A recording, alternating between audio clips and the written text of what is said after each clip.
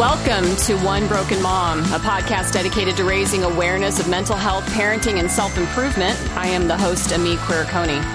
One Broken Mom is not a family show. It is meant for adults and contains sometimes adult language. The topics I cover can be serious and unsettling to people. However, I do have a sense of humor laced with a little bit of a punk rock attitude. So if you're interested in real talks about real stuff by real people so that we can all get better together, well, then you're in the right place, and so welcome. Well, everyone, you are listening to the final episode of season 1, and I want to thank all of my listeners who have joined on this journey with me for like the last 10 months. Today is not just any episode or interview. In fact, really, none of them have been, I would say, up to this point, but this one is an incredibly important one for me. On December 17th of 2017, I was reading what I believe was probably my third book in the month on narcissism, because even though I didn't see it even then, I was still trapped in a narcissistic relationship. I felt like I was out of it, but didn't realize it still had holds on me. And I was trying to figure out how to kind of move away from that. And it would take a year of therapy to figure out that I was still in the binds of a narcissistic relationship. And it was traumatizing. And even more so than I knew, that I couldn't shake it off, and I wouldn't be able to shake it off for many months moving forward.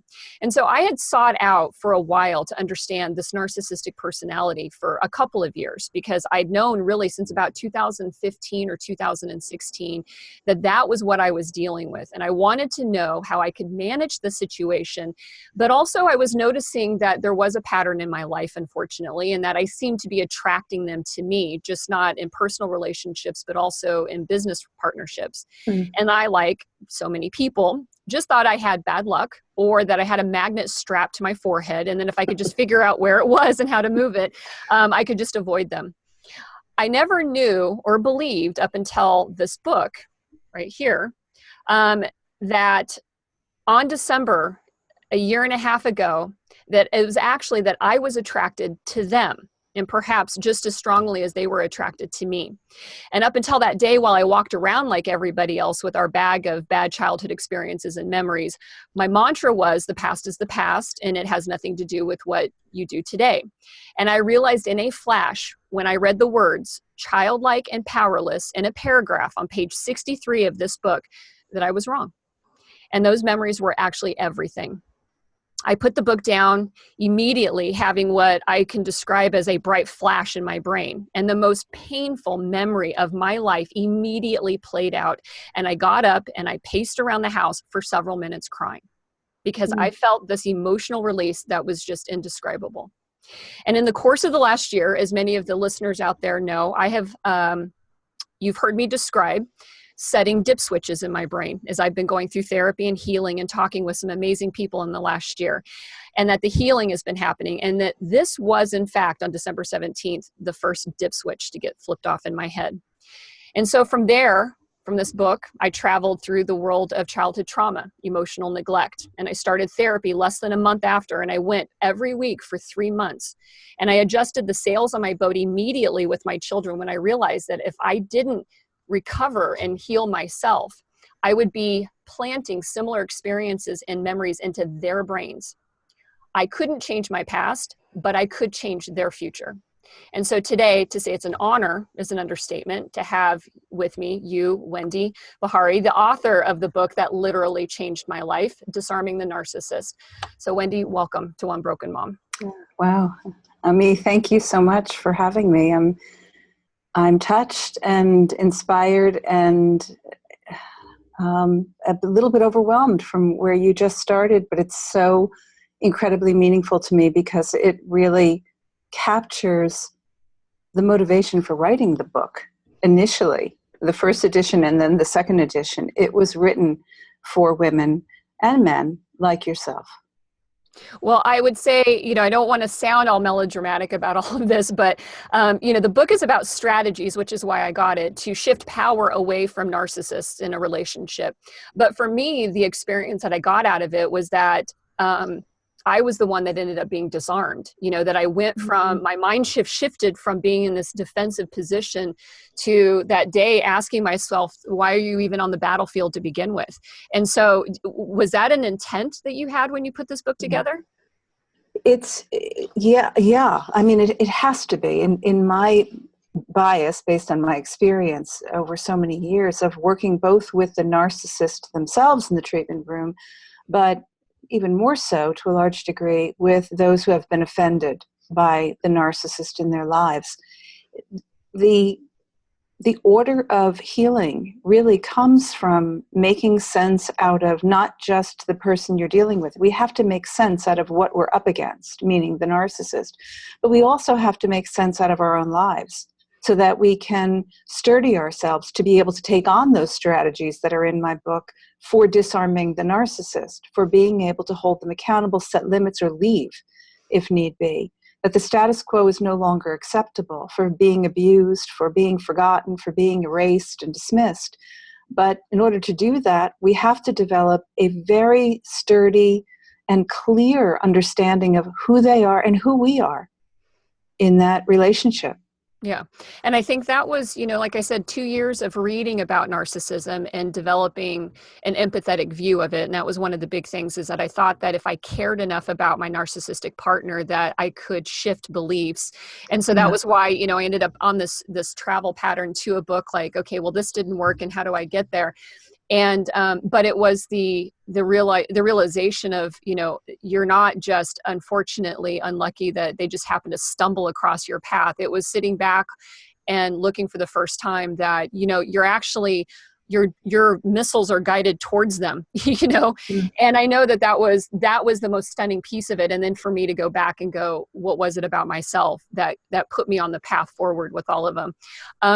I want to start the conversation, though. Let's talk about the narcissistic personality and the narcissistic personality disorder, because there is a lot of pop psychology out there.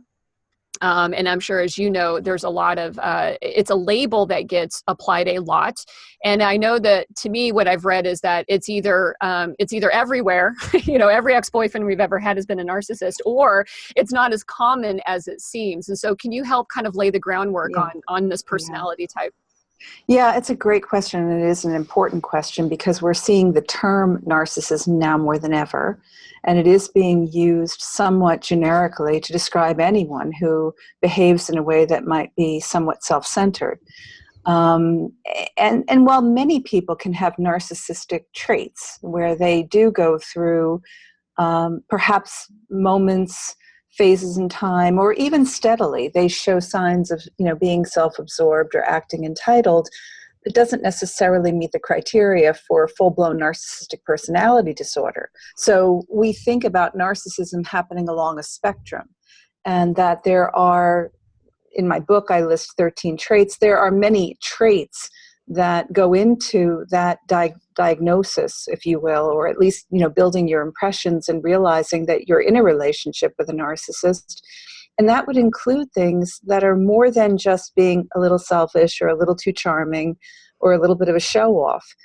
Those all inclusive, but also they're demanding. And they do have this sense of, I can have what I want when I want it, how I want it, where I want it. So they can be, extremely demanding and controlling, condescending, and degrading to the people that they're with. They have this sense of needing to be incredibly extraordinary and being approved of and adored for it.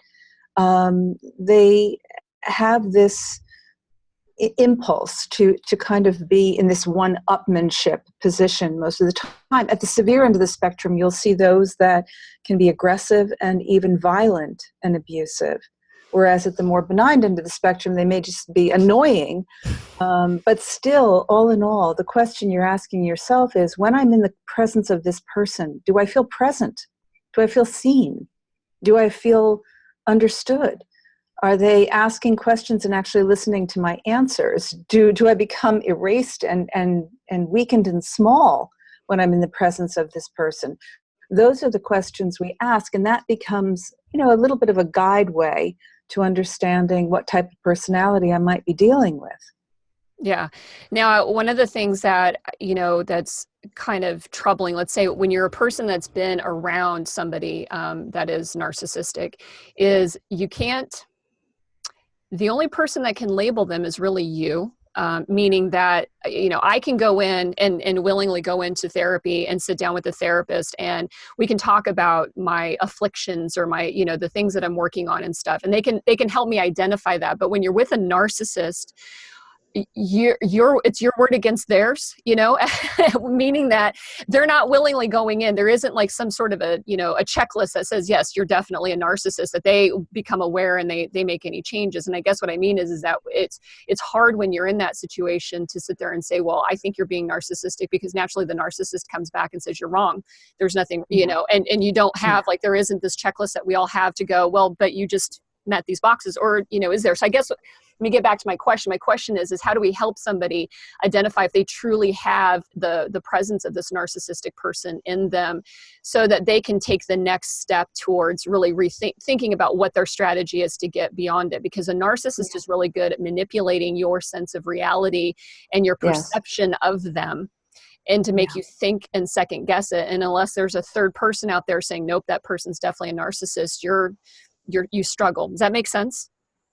Yeah, it does. And the truth is, as I said, the reason why it's helpful to think about it happening along a spectrum is it doesn't have to be so absolute. When you're in a relationship with someone who makes you feel erased, who kind of sets out the bait and then switches, asks you a question or an opinion, and when you share it, they demean it.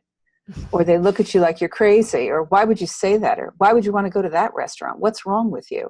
Mm-hmm. So it feels like you're constantly being set up. Or as you said, that it can be also this altering of reality, this gaslighting that is not atypical with narcissists. So, I sometimes say to my clients, you can diagnose it a little bit from the gut. You don't need a pure scientific, diagnostic statistical manual diagnosis in order to feel free or permitted to be able to explore the possibility that you're dealing with someone who's narcissistic. And a therapist who understands these traits and signs can at least say, based on your experience, my impression is that this is what you might be up against. And therefore, in order to either heal this relationship or emancipate yourself from this relationship, you're going to need to assess whether you have any leverage.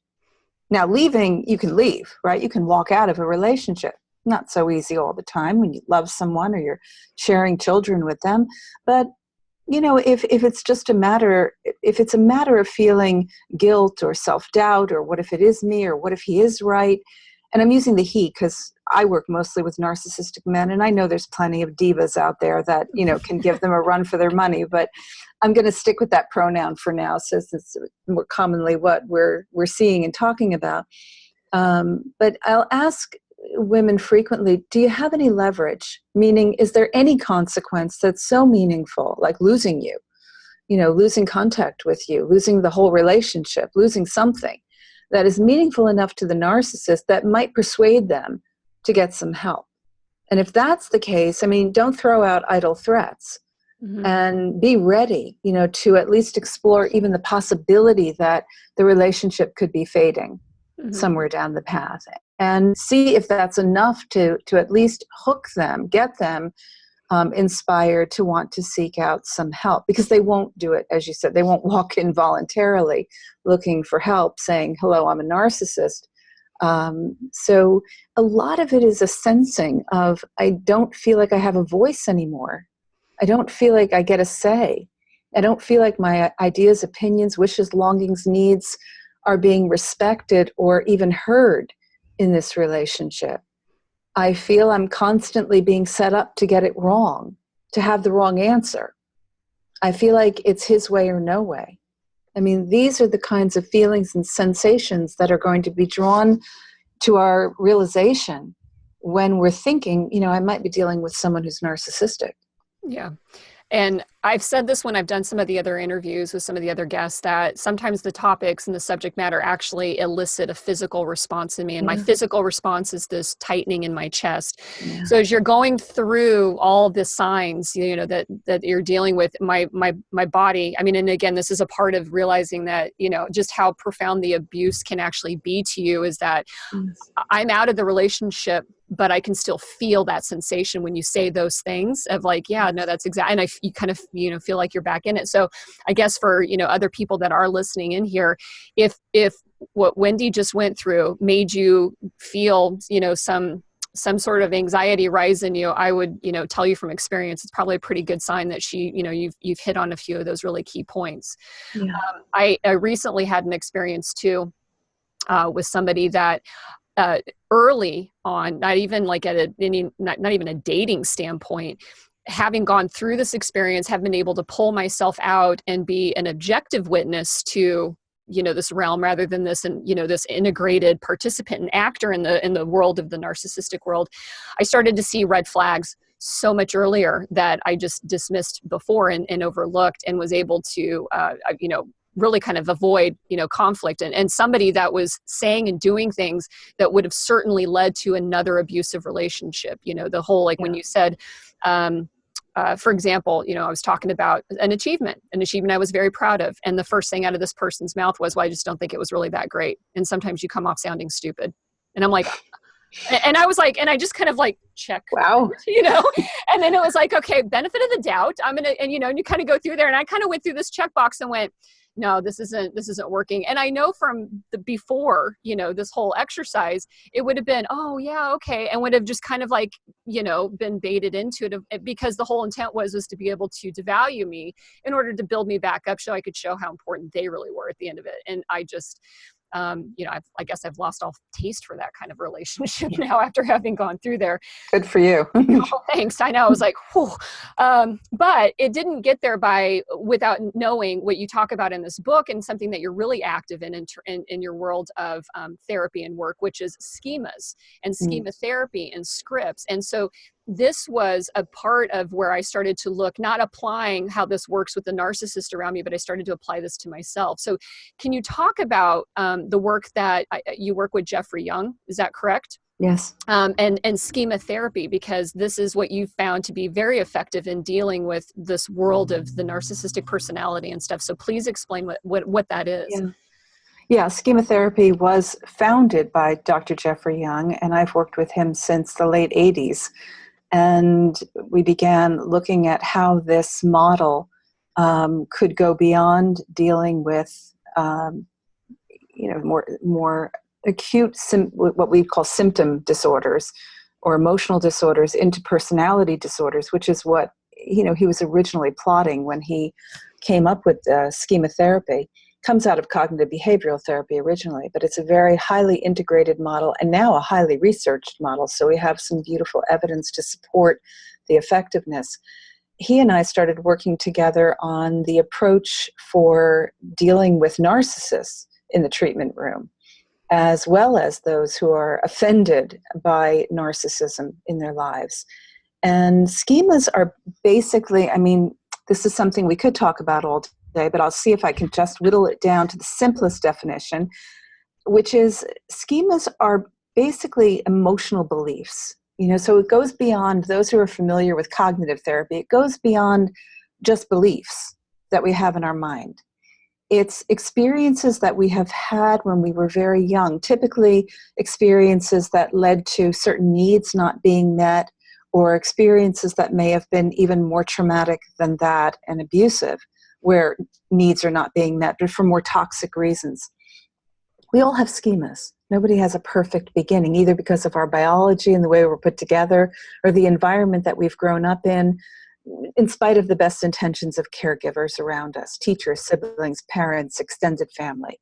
Schemas are these truths that get laid down in our brain and flow through our body with sensation when they get activated. So for example, if you're growing up in a home where you're made to feel that you're just not measuring up, you're just not good enough, you're never going to make it, you could develop a schema that we would call defectiveness, where you feel unlovable, and it can get triggered. Even the healthiest of people may carry it within their core, carry it within that reference library in their brain, and it gets activated only under certain conditions that kind of sound like, smell like, feel like, look like the way it did once upon a time, and we don't even know it until we examine it. We're just reacting to it.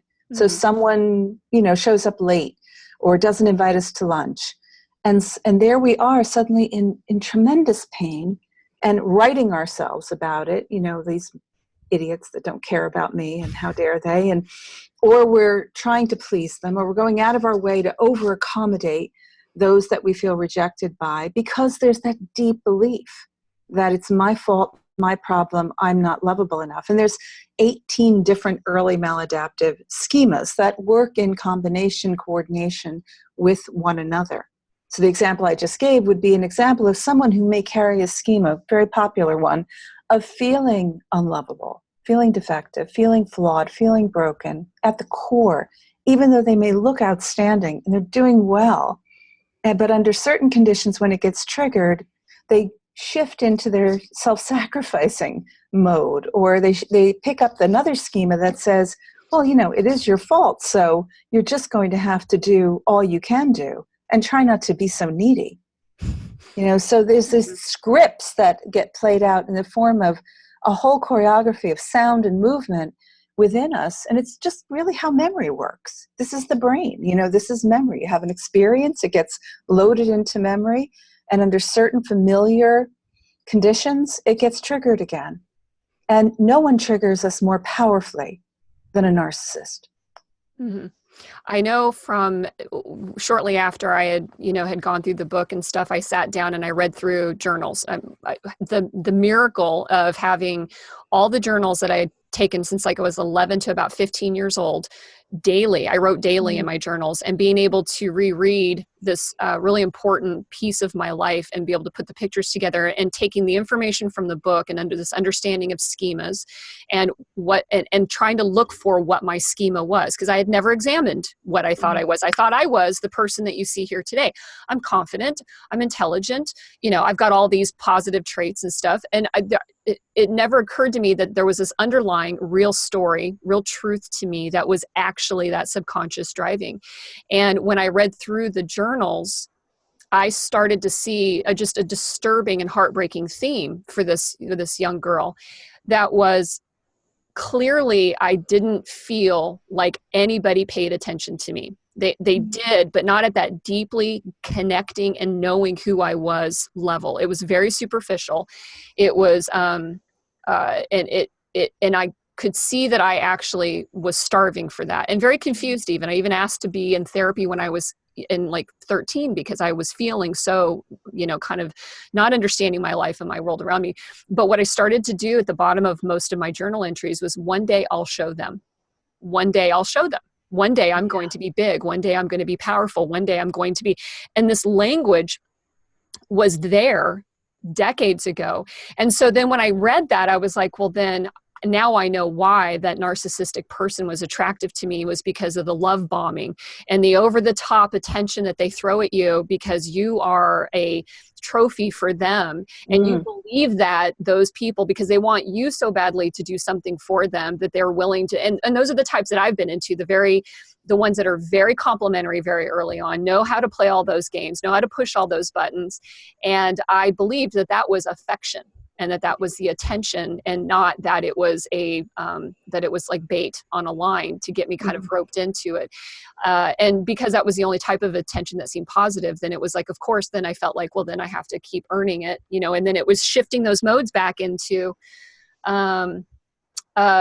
well, now I'm in a familiar place again. I'm with somebody that I have to work really hard to get them to see me, and they don't see me now. And now here I am being this little girl, but never seeing that, never seeing that schema or that script in there.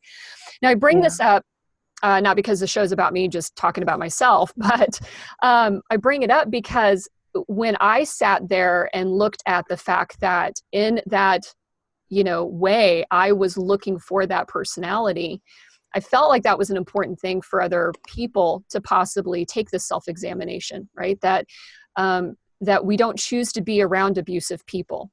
It's not a conscious choice, right? But there are underlying drivers here that can draw us to there. When working with people that have been in persistent and recurring narcissistic relationships, what are some of the things that you've seen or helped people maybe realize about themselves that maybe felt like me, like I just seem to attract narcissists and what's going on? Have you been able to help them explore that possibility that they're actually they're moving themselves in that direction? Well, it starts with the realization. I think I'll go back to something you said, Ami, which was really powerful. It's that you discovered there was another story happening behind the story. So this isn't necessarily a facade. This is a part of you that's healthy and competent and confident. But under certain conditions, you are, like any other human, susceptible to being triggered by the other story that happens in the back scene. And unfortunately, we can see that once we're in it, it feels like a truth. It feels like it's real. What's real may be the experience that occurred once upon a time. So in other words, one can be made to feel that they are not lovable or to not get the empathy that's needed, the support, the protection, the guidance, the encouragement, the praise, the safety, all the things that a child needs to feel connected, to develop autonomy, to become competent, etc., to learn how to mingle in the world and have healthy interpersonal connections. Once that becomes discovered in treatment, and we do that by linking current stress with what feels familiar about that. Look in the body, look in the mind, look in the images that come up, that get conjured up. We try to make sense out of it. So even though the experience may have been real, it's not a truth. And I can't tell you how many times I've said to a client, yes, your father said you were a loser, but that doesn't make it true. The problem is you were little and you believed him. And that's not your fault. It's just what we do. Mm-hmm. You know, that if someone is not loving us the way we need to be loved, we start to build a whole idea around that. And it has emotional power that can be intolerable when you're little and you're not getting your needs met. But it becomes this map or this way of just surviving and getting through by holding on to this strong idea that people aren't going to meet your needs. You're going to have to work really hard for it. Yeah. And I've heard that. And I've heard that a lot from people. That's unfortunately a common story I'm sure that you've heard too, which is I'm in this world by myself. The only person I can trust is myself, and I have to do everything on my own. And I know that that was a big piece of my mentality.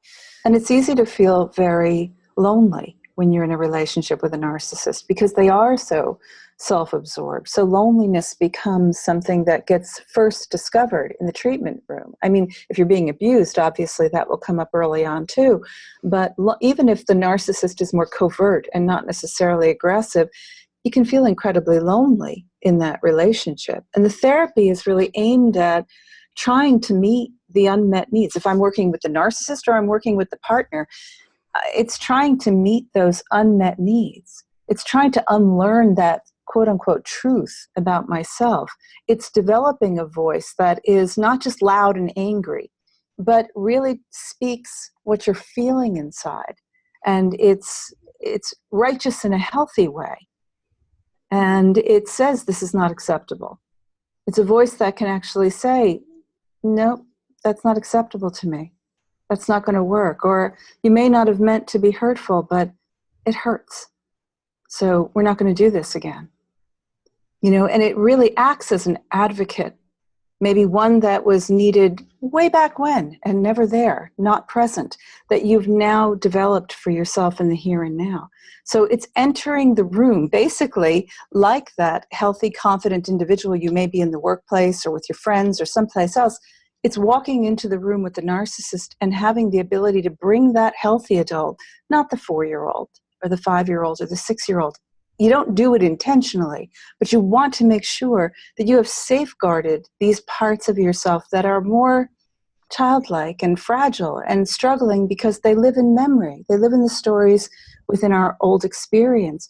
You want to bring the sturdy adult into the room who isn't ready to drop the gauntlet, but just able to speak honestly about what she needs, what's okay, what's not okay in that relationship. Yeah. Now, what about a person that feels that they're, you know, maybe they had a single parent, maybe it was just a hardship in the household, but never felt like growing up that they were actually abused or neglected, or that their own parents would have met the criteria of being narcissists themselves, but yet they still find themselves in one of these powerful and toxic relationships. You know, what do you think might be happening with a person like that? You know, again, the therapy is not ever, at least chemotherapy, and I think most therapies, but this model is not aimed at demonizing a parent. unless the patient, for whatever reason, needs to see the parent that way because it was really harsh and horrible abuse. But we're not aiming towards demonizing a parent who may have just been working really hard, was a single parent, had a lot to carry, and the child suffered some of the collateral damage of that hardship, which may have been that they were somewhat neglected, or that they learned just watching a mother who was so self-sacrificing in her own relationship with the father, or with her own father, or with the community. An individual will grow up just believing that my needs should not come first, because you watched a parent who was very, overly generous and forfeited their needs. So it's a kind of legacy experience that also needs to become unlearned, because we know that a healthy relationship is about reciprocity. It's about give and take. It's about both people getting their needs met, not perfectly, but at least adequately. Mm-hmm. Personal traps is something that you talk about in the book, and I don't know if that's kind of tied in with what we're conversing about right now, and identifying what those might be for somebody. Can you describe this section? I think it's like chapter 3 actually in the whole book, which is, I think it's part of you walking us through here you are in a dynamic with a narcissistic person. And so let's talk about what are some of the things that may be linking you in and connecting you to that narcissist. Again, the more you know about yourself, if you're out there, going into a new relationship, or you've come out of a relationship with a narcissist, which can be incredibly traumatizing unto itself. And then the fear of stepping back into the world, and what if I miss the flags? What if I miss the signs? So there are these signs, and some of them have to do with, do you feel there is an ability to, there is the capacity for a give and take. There is eye contact. There is not this over-wooing, over-charming, as you were describing before. This, overly complimentary. And compliments are nice, and affection is nice, and charm is fine, but you can feel it's almost overdone. Right, disingenuous. Disingenuous. Right. Well, different motivational driver. It's not so much about you as it is about them coming off good. Mm-hmm. And looking good and getting that approval and getting their way, and perhaps winning you over, particularly if they do see you as a potential trophy in their life, or they do see you as someone who's maybe also just, willing to submit to their demands and their controls, so that they can always have the upper hand in the relationship. So you want to you also want to watch yourself, very closely to say, am I saying yes when I know that under other conditions I would have said no? Or am I saying no to this because he said no to this, when with my friends I would have said yes? Did I not share my real opinion because I was fearful of being judged, or looking stupid because he's so damn powerful and smart?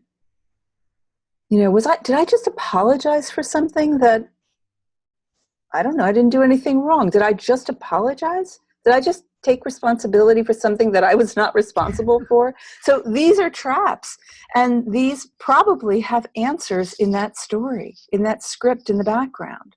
Mm-hmm. Why would I do that? This is not about blaming oneself. This is about appreciating that this is how it works in our personal narrative. And when you're with a narcissist, everything kind of comes to the forefront, but we don't even know it. Mm-hmm. You have to look upon reflection, and if you're lucky, you'll catch it in the moment with practice. But you look and you say, who was that in that moment? And that's what I did when I started working with them. People say, how could you work with narcissists? I said, because I was so intrigued by myself and how I was just shifting into this like little me of once upon a time, giving in to demands, taking responsibility where it wasn't mine, apologizing, ignoring things that should have been held accountable. And I thought, who is that? Mm-hmm. Well, that's little me, and she's not bad, but, she's struggling to survive in her world, in her once upon a time. Mm-hmm. Well, those are good questions, because what was coming to my mind is that you don't really necessarily to start off need to know what your script is or your schema that's in your brain, but you will have that gut feel, right? When you are asking yourself those questions.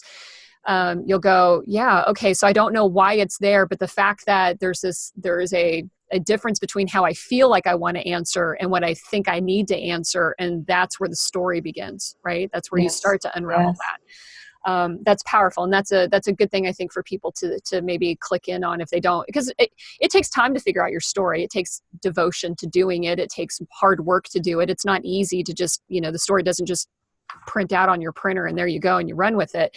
You have to really, be dedicated to it to want it.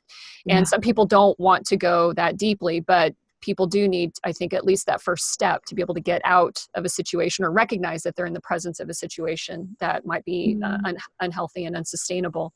Yeah. And recognize that we all carry within us, the experiences of earlier in our lives, whether it was last week, last year, or 30 years ago, or 50 years ago. These are experiences that are alive inside of us. They're part of our neural network, literally, in our brain. And it's the same as, hearing an old song on the radio that you haven't heard in 20 years. And you can feel your whole body changing, and you can smell things suddenly from that spring when you first heard the song, and you're feeling touched in your heart because it was your first love. We have the capacity to experience without even recognizing what the stimulus might be. But with narcissism, if you know that you're susceptible, at least because you've been through it before, you'll have some ways of knowing that there's a part of you, just a part of, it's not all of you, but a part of you in there that will be susceptible to changing your tune, changing your color when you're in their presence. And that's what we want to be on the lookout for. Yeah. Yeah. Like I said, for me, it's hearing certain words, feeling the tightness in the chest. And with the last kind of experience that I had, which was just, in the last few months, I caught myself, like you said, asking myself questions and then taking the first step, which was the old step, which is, well, I'm not going to say anything, or I'm going to keep it to myself. And then as I was recognizing, like, okay, no, you're seeing red flags again. Like what your body is detecting and what your mind is putting together is that this is another version of the same thing. This person's, in there. Did I attract it? No, I had to ask myself, like, did I reach out and draw it back into me? I might have, and why, and what was it about this, and what am I going to do about it? But at the same time, because my hashtag is therapy works, I was able to, again, start to pull back and kind of put a barrier in there, like a buffer zone for myself, going, okay, you need to now be a witness to what's going on. Don't let yourself kind of get, emotionally drawn in. And one of the other emotional pieces was this tendency to, once I recognized and identified him as the enemy, wanting to fight the enemy, like this whole sense of justice. And I've had this conversation with other people that work in the realm of narcissism. Like, I'm the sense of justice person. My life has been like, if I see it, I need to fight against it. And I had to stop that because I also recognized that narcissists love to fight. So depending on the one you get themselves into, that's what they really want, is they want to bait that engagement. And if whatever engagement they're getting, good or bad or indifferent, as long as it's energy, that it doesn't matter. And I was like, well, I don't. Yeah. Yeah. And just on that point, because that's such an important point that you're raising, keep in mind, because again, the more you know, the more you understand about narcissism, how they're put together, why they do what they do, which is the big question that gets asked all the time, but why do they do what they do? They love the challenge because their whole worth and value is defined by winning, by being right, by getting it right. So they're good, they're clever, and they'll usually find ways that even if it's just to like wear you down, they will do it so that they can come out on top. Yeah. And whether it's threatening you in the end so you'll give up your fight, or it's just coming up with some clever quip, or even whether it's true or not, they will do it because competition, challenges, winning, it's stimulating for them. It's incredibly stimulating for them, and they need that because they aren't very good at connecting at an intimate level.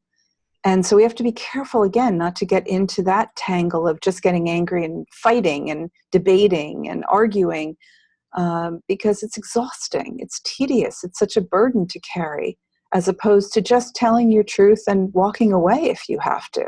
And not getting caught in it. And many women, as you brought up this other point just now, Ami, about, is it me? Kind of asking yourself the question, am I attracting them? It's like when women ask me, did I cause the betrayal? Did I cause the cheating to happen because I was so turned off and just not so available? I mean, I've been depressed in this relationship. And I'll say, well, no, because there were other options. You know, narcissists will feel quick to feel entitled to betray, to have what they want when they want it. They seek out stimulation. It's not uncommon for, not all of them, but certainly many of them, to be in that pool of the hypersexual types. And they will create betrayal trauma, leaving you feeling terribly unprotected.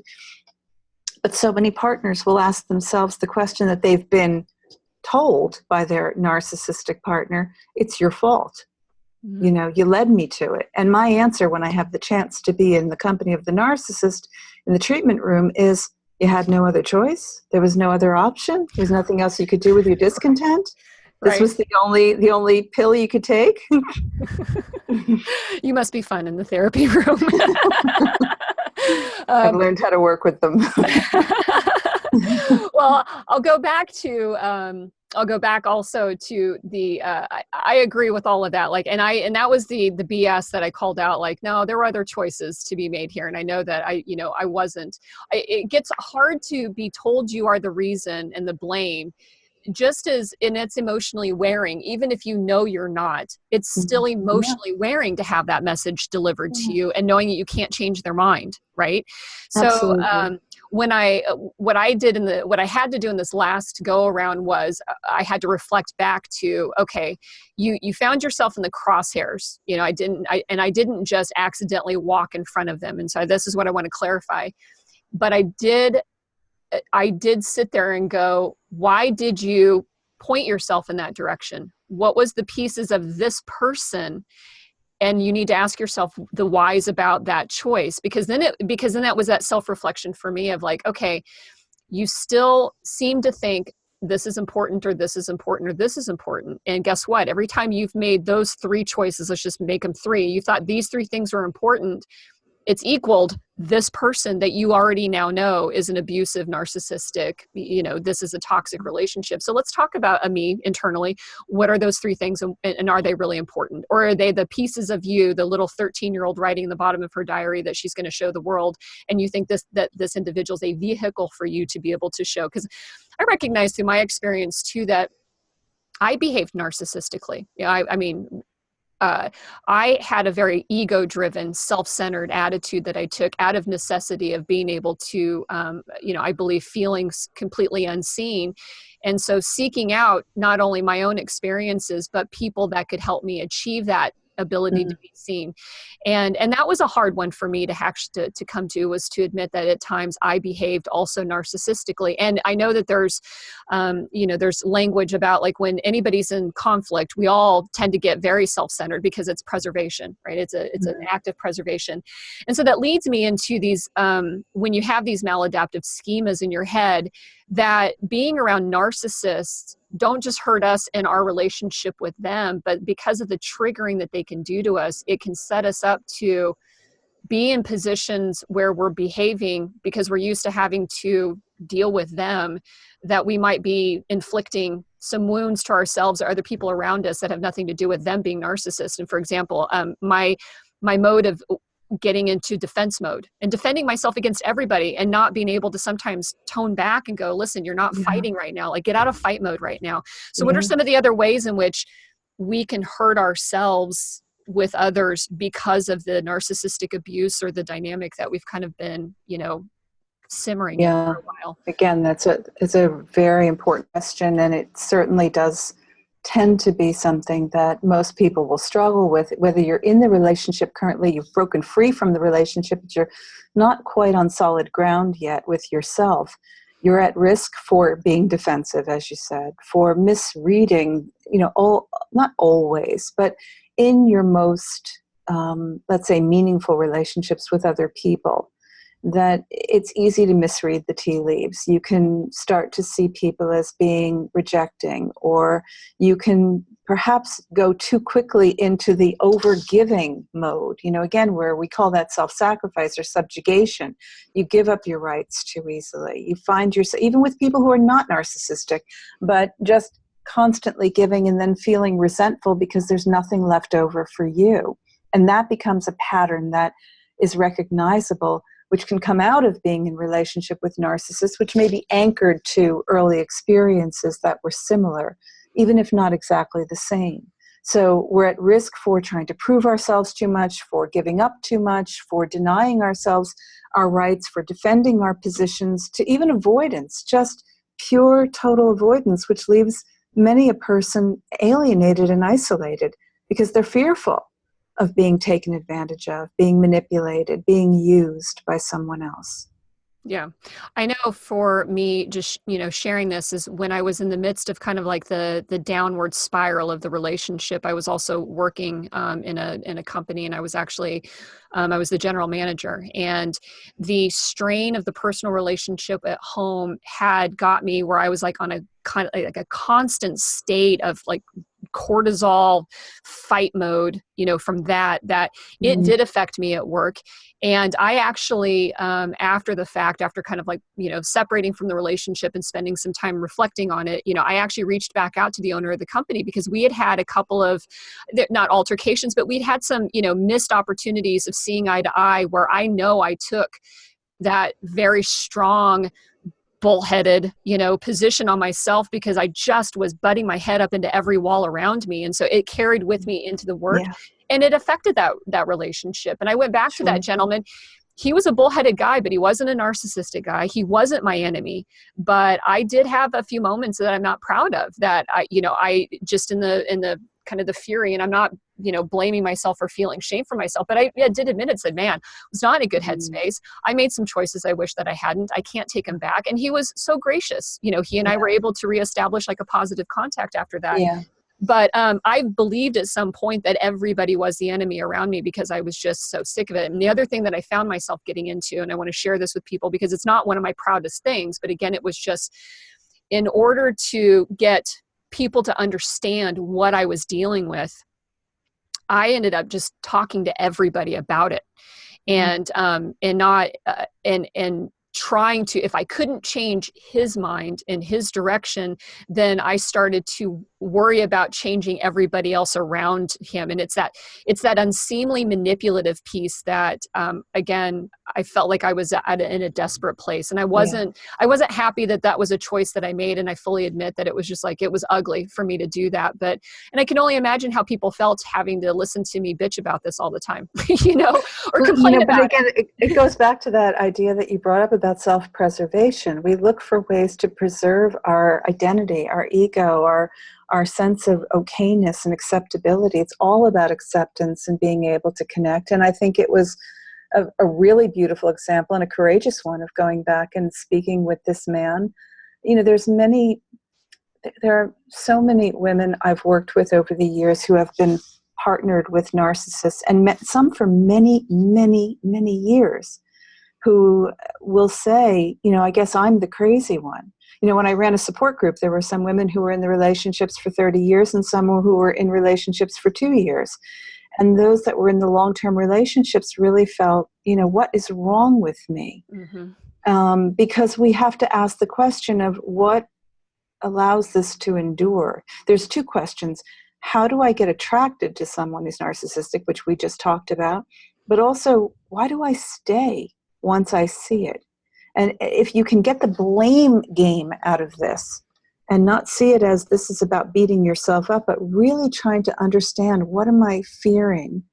What is it that would have me either grief-stricken or traumatized or feeling bad about myself, or could be failure, could be. So in other words, schemas can play a role in keeping us there because the alternative is just so untenable. But so can pragmatics, like women who've said to me, I can't leave. I have children who, he would drive without seatbelts because he doesn't believe in them. He would drive intoxicated because he believes he's above the law.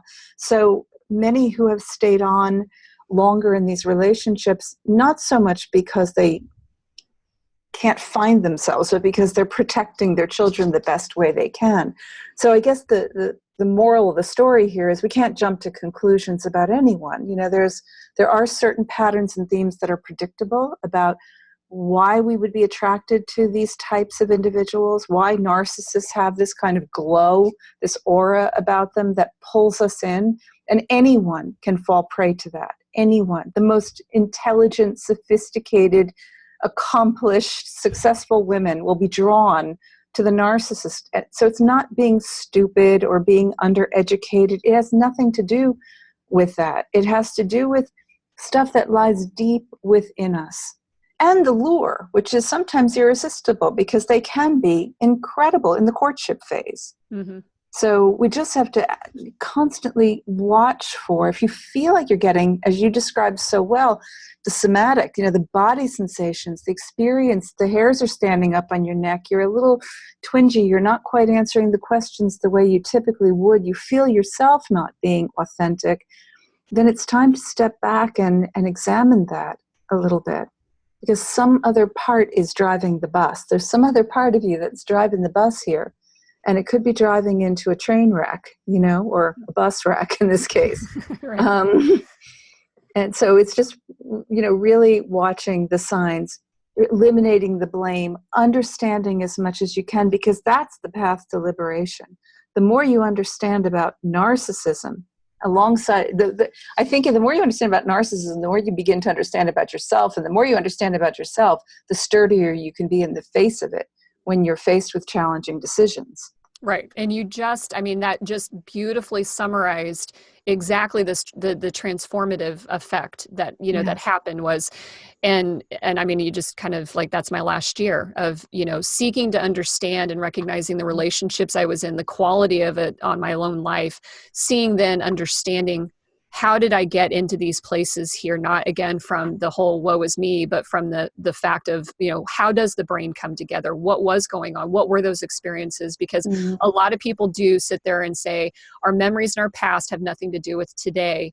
And in some cases they can be neutral to what we do today, but as long as they're still painful and wounding and again, have a negative or even positive effect on your body, then they're still influencing what we're doing today, and understanding which one of those are the triggers is powerful.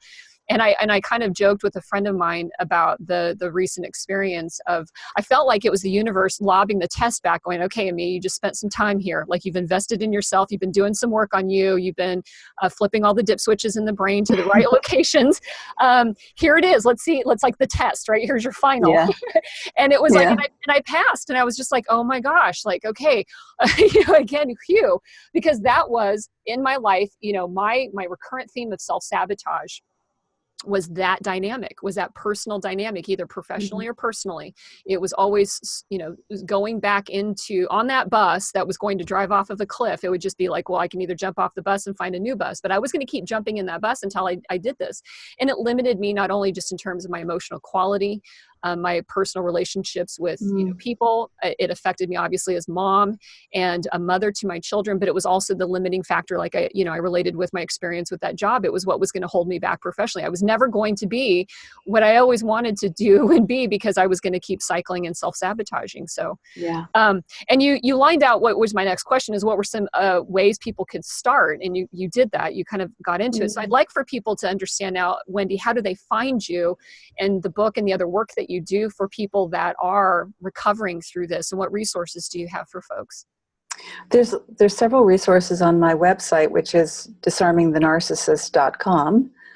They can find me through the website. So my contact details are all there, my phone number and my email as well. And if they do have a narcissist in their life who might be open to reading the book, my book tends to be more digestible than many, as you have probably found because you've done your homework and a lot of research. Most of the literature out there is get away, they are Satan, they are demons, they are devils, they can't be fixed. And look, in a lot of cases, it's true. You won't get a fix, you won't get a cure. You might be able to have some kind of influence over certain patterns in the relationship, but to really get that kind of transformative, enduring, lasting change, your narcissist has to go to therapy. And whether or not you can commandeer that or not, it depends on the leverage you might have. But the book sometimes opens that door a little bit, because it's not it's not so harsh. It's more meant to explore and understand the makeup of both ourselves as well as the narcissists themselves. So that's the best way to find me for some additional information. Awesome.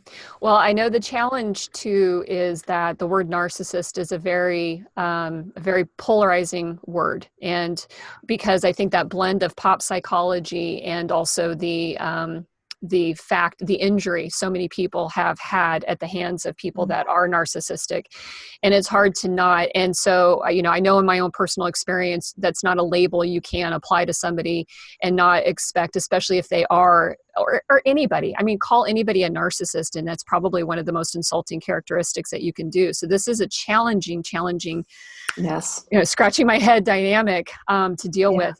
The book too, while we talked about this a lot as personal relationships, I will say that some of us, regardless of how well and how healthy our personal relationships are, depending on what you do in life and in business, you're probably going to run into them in business. And so this is a valuable guide for that, because it is possible that narcissists will be unavoidable. And then in the business world, that's likely going to be the case. And so it's fantastic for that. So thank you. Thank you. I appreciate that. And I just want to say that I really appreciate your courage to be so open, as I'm sure your listeners do, because I know a lot of people who host these types of podcasts don't share so much of their own experience. And I think that's really impactful and helpful. So I feel very privileged, as I'm sure they do, to be able to know you and to know what you've been through and to know how you got yourself to the other side. So thanks for sharing that. Thank you, Wendy. I appreciate you saying that. Again, I can't say this enough. It's an honor to be able to meet you and look you in the eye, tell you thank you for what you did in the book that you wrote.